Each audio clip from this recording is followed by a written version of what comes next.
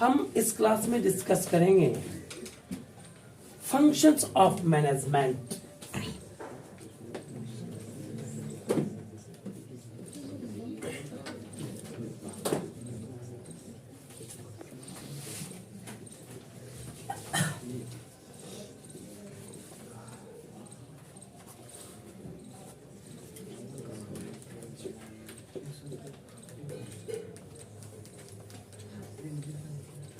Functions of management मतलब हुआ प्रबंध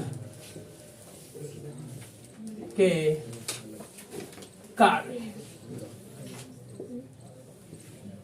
प्रबंध का कौन कौन सा कार्य है? Functions of management. When we talk about the functions of management, we can say that there are 5 functions of management. First is the planning. Second is the organizing.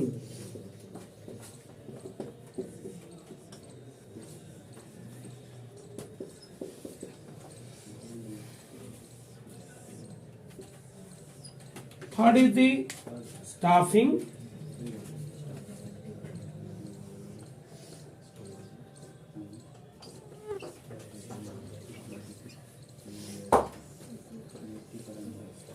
Fourth is the directing.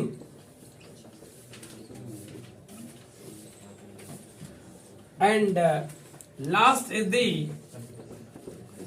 controlling. जैसा कि मैंने कहा था कि प्रबंध क्या है, प्रबंध को जब परिभाषित किया था तो मैंने कहा था कि प्रबंध एक ऐसी प्रक्रिया है जिसके अंतर्गत नियोजन, संगठन, नियुक्तिकरण, निर्देशन तथा नियंत्रण किया जा सके। Management is the process of planning, organising, staffing, directing and controlling. मैंने ये इसलिए कहा क्योंकि ये मैनेजमेंट का काम है, इसके बिना मैनेजमेंट नहीं हो सकता।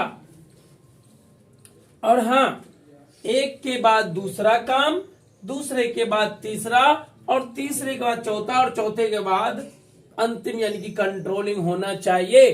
इसलिए हमने कहा था कि management is the process of planning, organising, staffing, directing and controlling.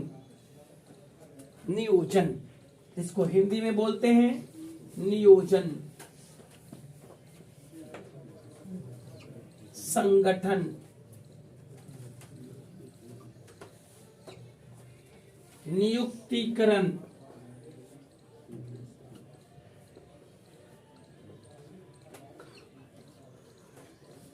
निर्देशन,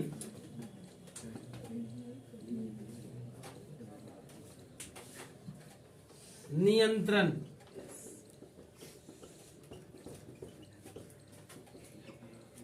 नियोजन, संगठन, नियुक्तिकरण, निर्देशन तथा नियंत्रण की प्रक्रिया को ही हम प्रबंध कहते हैं। यानी कि ये प्रबंध का मुख्य 5 महत्वपूर्ण काम है।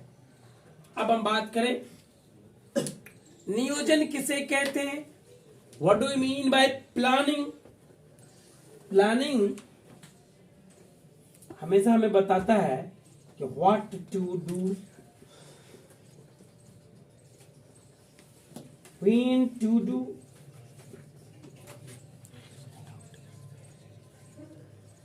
And how to do.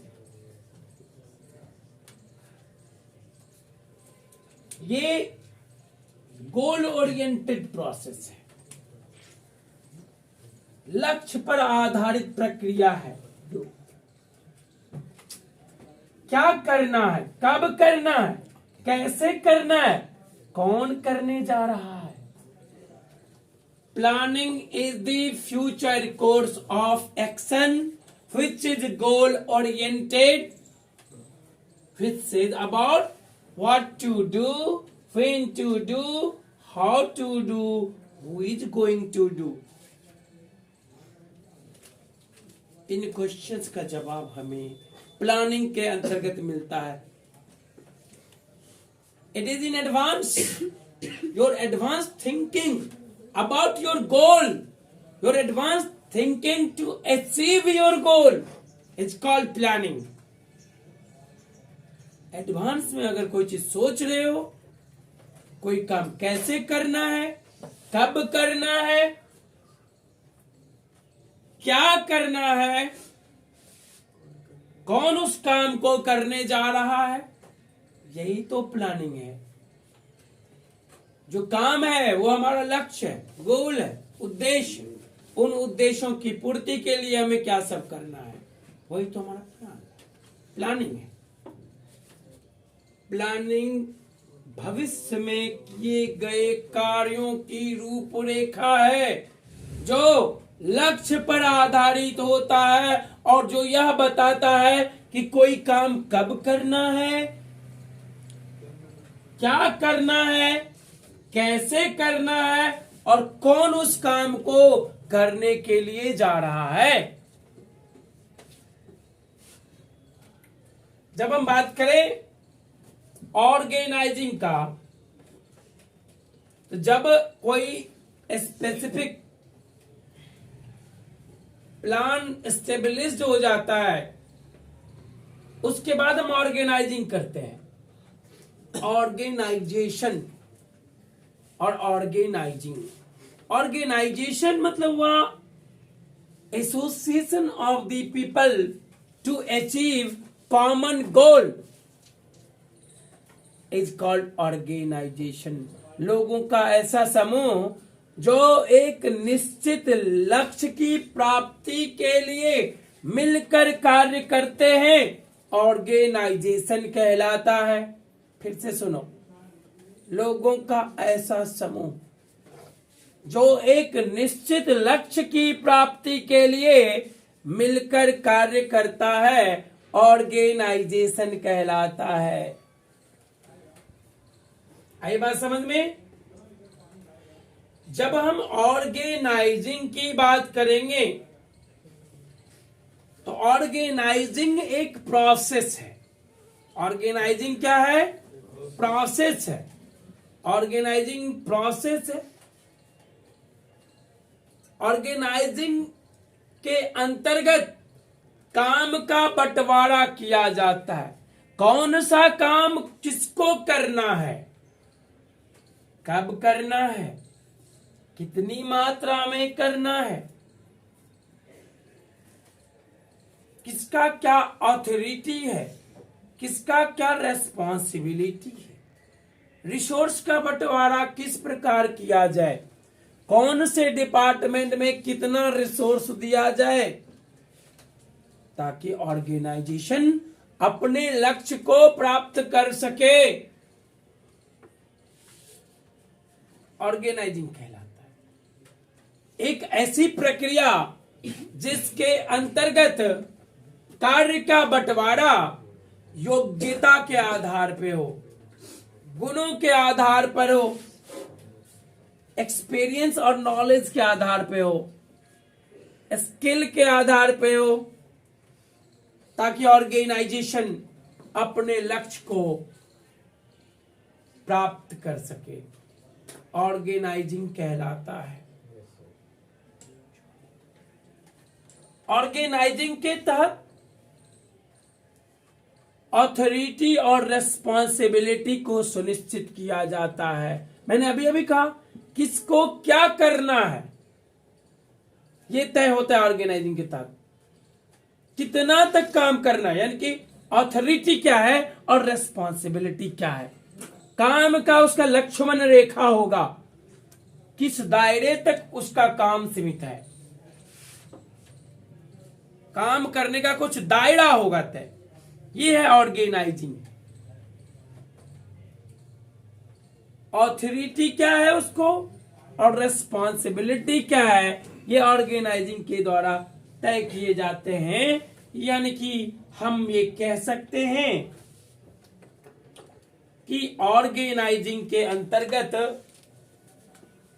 Organising is the process to allocate work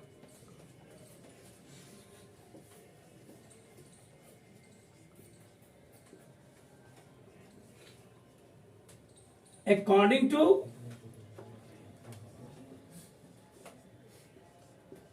knowledge, skills,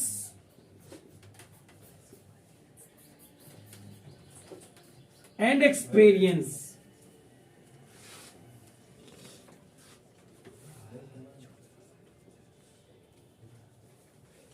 And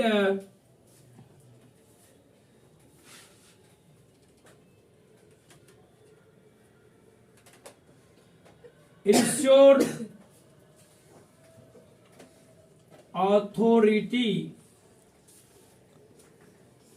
and responsibility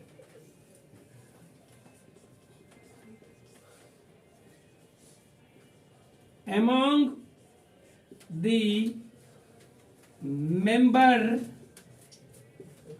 of the organization to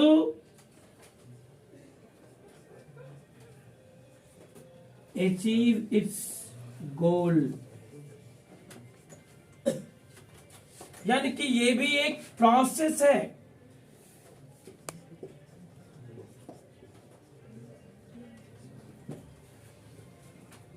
जितनी भी चीजें यानी कि जिस सब में भी आईएनजी लगा है ना, वो अपने आप में एक प्रोसेस है।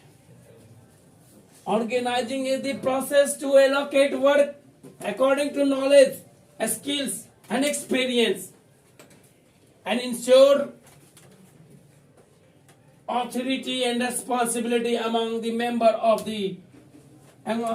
members of the organization to achieve its goal। लक्ष्य की प्राप्ति के लिए काम का बंटवारा योग्यता के अनुसार हो, नॉलेज के अनुसार हो, एक्सपीरियंस के अनुसार हो, स्किल के अनुसार हो, अधिकार और कर्तव्य सुनिश्चित किया जाए मेंबर्स के बीच में, ताकि ऑर्गेनाइजेशन अपने लक्ष्य को प्राप्त कर सके। यही प्रक्रिया ऑर्गेनाइजिंग कहलाता है।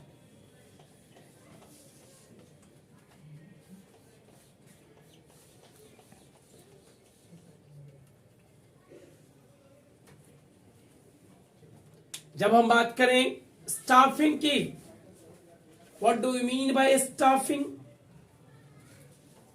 लेकिन स्टाफिंग से पहले एक चीज जानना जरूरी होगा, जो बीच में ही ऑर्गेनाइजिंग में आता है, उसका नाम है कोऑर्डिनेशन। उसका नाम है coordination. What do you mean bye coordination? Coordination is the summary of management. मैं ब्रीफ में मार्क करता हूं, इसको अलग से मैं बताऊंगा, फिलहाल ये समझ लो। Coordination is the summary of management. It is also the process by which a manager synchronizes the activities of different departments towards the achievement of common goal। सभी डिपार्टमेंट के बीच में तालमेल स्थापित करने की प्रक्रिया, ताकि ऑर्गेनाइजेशन अपने लक्ष्य को प्राप्त कर सके, उसे हम कहते हैं coordination. Coordination is the summary of management. ये अक्सर ऑब्जेक्टिव क्वेश्चन में पूछा जाता है। समन्वय, हिंदी में कहते हैं इसको समन्वय। समन्वय जो है प्रबंध का समरी है। इस पर हम अलग से एक क्लास लेंगे और उस पर डिस्कशन करेंगे। फिलहाल हमें समझना होगा staffing. What do you mean bye staffing? यानी ये स्टाफिंग क्या है? स्टाफिंग यानी कि नियुक्तिकरण। Staffing is the process to select right person for the right job at the right time to achieve organizational goal. एक ऐसी प्रक्रिया जिसके अंतर्गत सही व्यक्ति को सही कार्य के लिए सही समय पर चुना जाता है ताकि संगठन अपने लक्ष्य को प्राप्त कर सके। स्टाफिंग कहलाता है the process to select what right person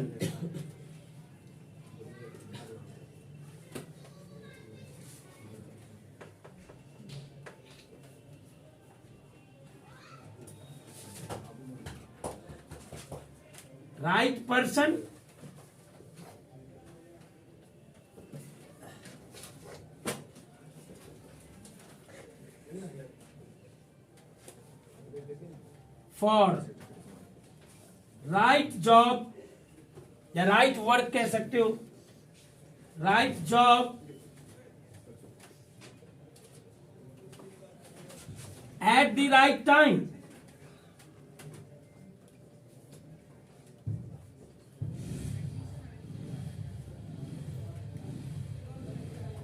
so that the organization would be able to achieve its common goal, ताकि संगठन अपने लक्ष्य को प्राप्त कर सके। I am going to repeat it. Staffing is the process, staffing is the process to select right person for the right job at the right time to achieve the goal of the organisation.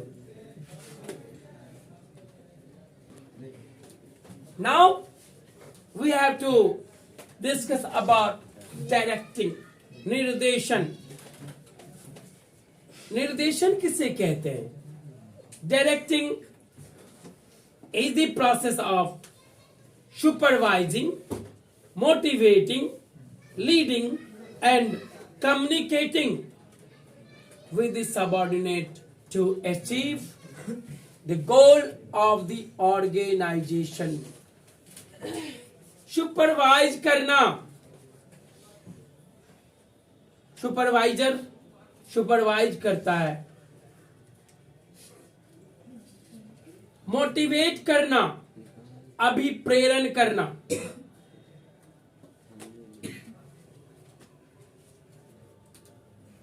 नेतृत्व करना, leading. संप्रेषित करना, communicating, ताकि संगठन में जो subordinate है, subordinate मतलब क्या होता है? लोअर लेवल मैनेजमेंट में जो काम करने वाले वर्कर्स होते हैं, हर किसी के एक सबऑर्डिनेट होते हैं।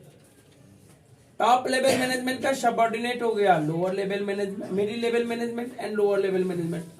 मिडिल लेवल मैनेजमेंट का सबऑर्डिनेट हो गया lower level management, lower level management का सबऑर्डिनेट हो गया वर्कर्स। तो अपने सबऑर्डिनेट से काम करवाना, तो काम करवाने के लिए हम उस पर नजर रखेंगे, सुपरवाइजिंग करेंगे, निगरानी करते रहेंगे ताकि वो सही समय पे आया कि नहीं, सही तरीके से काम कर रहा है कि नहीं। उसको समय समय पर पीठ थपथपाते रहेंगे, मोटिवेट करते रहेंगे। मोटिवेशन के कई तरीके हैं। इंसेंटिव दे के मोटिवेट करते हो, प्रशंसा करके मोटिवेट करते हो। मोटिवेशन दो तरह के होते हैं, मैंने पिछले क्लास में कहा था, पॉजिटिव मोटिवेशन और निगेटिव मोटिवेशन। थ्रेटनिंग दे के भी मोटिवेट करते हो, बट वो निगेटिव मोटिवेशन हुआ, पॉजिटिव मोटिवेशन नहीं हुआ। तो मोटिवेट करेंगे, लीडिंग करेंगे, नेतृत्व करेंगे उसका। मैं आगे बताऊंगा कि लीडरशिप क्या होता है। और उसके बाद हम उसको संप्रेषित करेंगे। कम्युनिकेट करना यानी कि आदेश देना, इंस्ट्रक्शन देना, सुझाव देना, सलाह देना, सजेशन देना, ये सबके सब डायरेक्टिंग में आता है, निर्देशन में आता है। यानी कि हम ये कह सकते हैं कि निर्देशन के तहत सुपरवाइजिंग, मोटिवेटिंग, ये एक प्रोसेस है। मोटिवेटिंग, लीडिंग,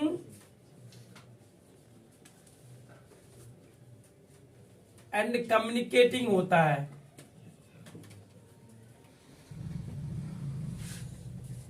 ताकि संगठन अपने लक्ष्य को प्राप्त कर सके।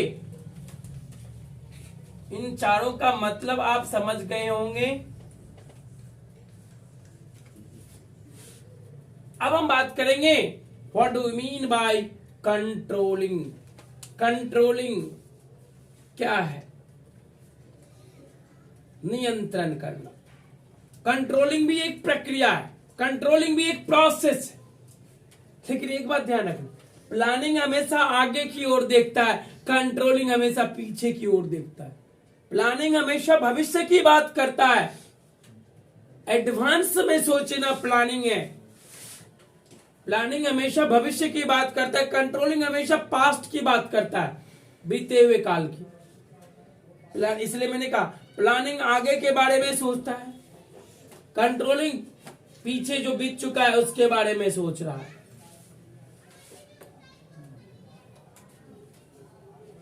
Under controlling, first and foremost we establish the standard of the performance. क्या होना चाहिए? We establish the standard of the performance and measure these standards with the current performance. उन स्टैंडर्ड को करंट परफॉर्मेंस से मेजर करते हैं, compare करते हैं। फिर पहले दोनों को मेजर करके फिर कंपेयर करते हैं। फिर गैप जो आता है, कहीं ना कहीं गैप आएगा, उस गैप के लिए हम करेक्टिव एक्शन लेते हैं ताकि ऑर्गेनाइजेशन अपने गोल को पूरा कर सके। जो हमारा प्लान्ड गोल है, उस गोल को अचीव कर सके। दैट मीन्स कंट्रोलिंग एक ऐसी प्रक्रिया है जिसके अंतर्गत हम दो काम करते हैं। एक स्टैंडर्ड लेते हैं,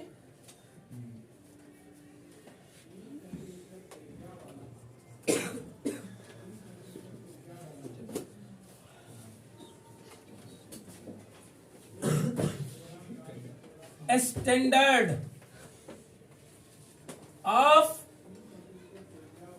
परफॉर्मेंस। परफॉर्मेंस के स्टैंडर्ड को आप सेट करते हो और उसके बाद जो आपका करंट परफॉर्मेंस है, करंट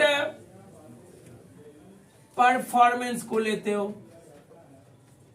करंट परफॉर्मेंस को आप मेजर करते हो। जो आपका वर्तमान परफॉर्मेंस है उसको आप मेजर करते हो, मेजरमेंट करते हो। आपके पास तो पहले से स्टैंडर्ड तो दिया कि ये होना चाहिए, व्हाट शुड बी, और एक्चुअल में क्या हुआ, करंट परफॉर्मेंस क्या हुआ। जैसे आपने मार्क्स लाया पिछले क्लास में, एक्चुअल में लाया 70%, लेकिन आमतौर पे लोग आजकल ला रहे हैं 85%। गैप कहां रह गया? एक्चुअल और स्टैंडर्ड 85 और 70 का गैप, 15% का गैप रहा। तो ये डिफरेंस हुआ। इन दोनों के बीच में जो गैप होगा, उस गैप को पूरा करने के लिए करेक्ट एक्शन लेना होगा, करेक्टिव एक्शन लेना होगा. That is known as controlling. Controlling is the process to establish a standard of performance and measure the current performance. If there is a gap between them, to bridge the gap so that the organization would be able to achieve its common goal as per plan. नियंत्रण एक ऐसी प्रक्रिया है जिसके अंतर्गत कार्य के प्रगति का मानक तय करते हैं, साथ साथ वर्तमान जो प्रगति है उसका मूल्यांकन करते हैं, और अगर उन दोनों के बीच में किसी भी प्रकार का अंतर होता है तो उस अंतर को सुधारने का काम करते हैं ताकि संगठन निर्धारित लक्ष्य को पूरा कर सके, जो कि प्लानिंग के अंतर्गत लक्ष्य तय किया गया है. Thank you.